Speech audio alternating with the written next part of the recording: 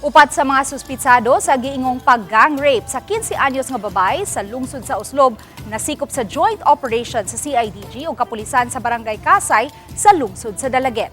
Ang detalye sa report ni Femari Dumabo.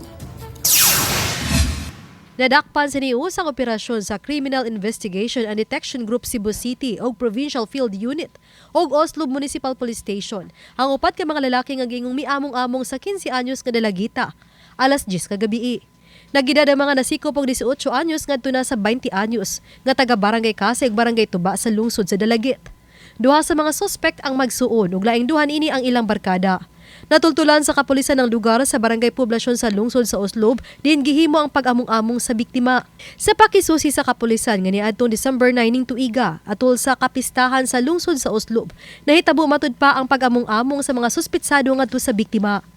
Niadtong December 12, ang biktima og inahan niini midangop sa Oslob Police Station o gireport ang nahitabo sa Dalagita. Apan pagka December 13, napalga na lang nga wa nay kinabuhi ang biktima. Ano siya, gipinom sa ng sa kabaso.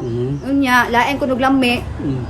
Ano siya nga, dili ako mainom kay mauli ko na maskwela pa ko kaugma. Ano siya nga, why uso maskwela na to mga laki ko no. Pila ka bugnaw? Balbana ni Yang una ko yang kuan ko no. Primero to kuan tulo niya, human ko ninawag murag 13 gyud. 13 ka bug. Anak ni nanawag nga. Dali na mo kay nana sa biktima hon tani.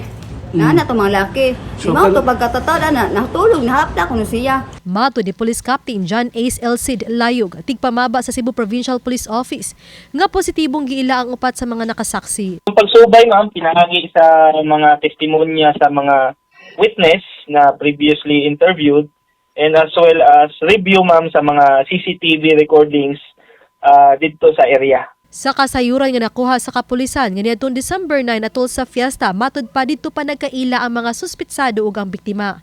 Ang upat na miyesta lang. Ang duha sa mga suspitsado ang adunay kabanay nga nagpuyo sa lungsod sa Oslob. We have yet to check sir kung naay criminal records but we will work on that sir.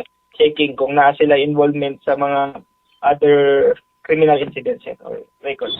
Giandam na sa kapulisan ang pagpasaka og kasong statutory rape batok sa mga suspitsado ug padayon pang ilang investigasyon pagsuta sa mga gingong kauban sa upat ka suspitsado. Samtang gipabot sa kapulisan ang resulta sa autopsy report aron masuta kung unsay namatyan sa biktima ug pagpamatuod nga nahilabtan ang biktima.